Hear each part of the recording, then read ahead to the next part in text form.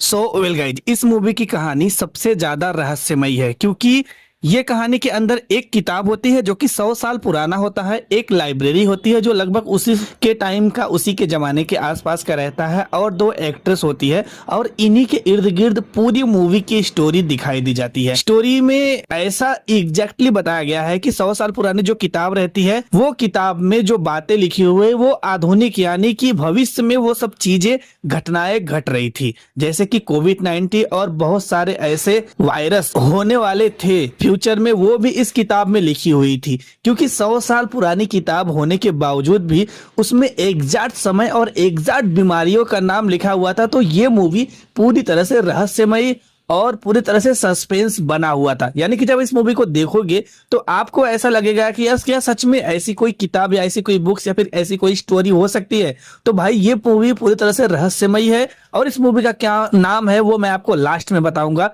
सबसे पहले इसकी स्टोरी बता देता हूँ। तो बता दूं कि सबसे पहले एक बुक्स होता है जो कि काफी ज्यादा रहस्यमयी होता है और इसी के इर्द गिर्द ये कहानी घूमती रहती है। ये जो बुक रहती है वो काफी ज्यादा शक्तियों वाली रहती है, यानी कि अगर किसी इंसान को मिल जाए तो उसकी किस्मत बदल सकती है। लेकिन एक बात और रहता है कि उसके साथ कभी भी बहुत बड़ा खतरा हो सकता है। कहानी में एक व्यक्ति को यह किताब अचानक से मिल जाती है। शुरुआत में उसे लगता है कि यह सिर्फ एक साधारण यानी कि नॉर्मल सी किताब है, लेकिन धीरे धीरे उसे पता चलता है कि कुछ भी इस किताब में जो लिखा है वह सच होने लगता है धीरे धीरे। लेकिन फिल्म की कहानी बस वहीं पर खत्म नहीं होती। जैसे जैसे किताब का इस्तेमाल करता है उसके जीवन में अजीबो गरीब, डरावनी और सस्पिशियस बातें होने लगती है और उसके मन में ये सवाल होता है कि आखिर क्यों, जब से ये मेरे हाथ में किताब लगी हुई है तब से मेरे साथ हमेशा कुछ न कुछ बहुत बुरा क्यों होने लगा है। दरअसल ये मूवी 2025 में आई थी, जिसका तमिल नाम अगर बताऊं तो करुंग पीएम नाम से इस मूवी को रिलीज किया गया था बॉक्स ऑफिस पर। लेकिन बता दूं गाइज कि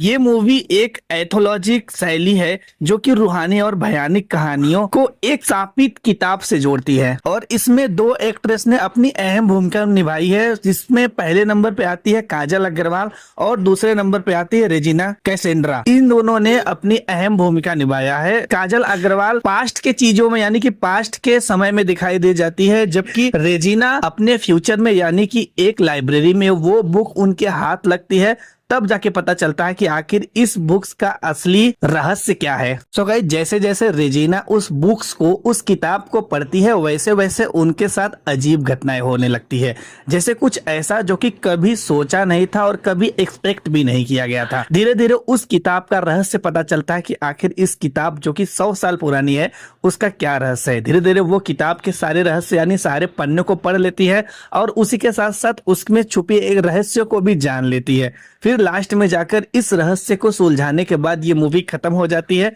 और इसके बीच में बहुत ही ज्यादा सस्पेंस क्रिएट करती है मूवी। डराती है, थोड़ी सी हंसाती भी है और भाई मतलब अजीबोगरीब चीजें दिखाई गई है। और भाई इस मूवी का नाम है काली किताब, जो कि एक हॉरर थ्रिल्स मूवी है। तो आपने अगर इस मूवी को देखी है तो मुझे कमेंट्स करो और बताओ कि कैसी लगी आपको मूवी, और हाँ मेरी वीडियो कैसी लगी। जस्ट ड्रॉप योर कमेंट, एक लाइक, सब्सक्राइब कर ले चैनल को। मिलते हैं नए वीडियो में।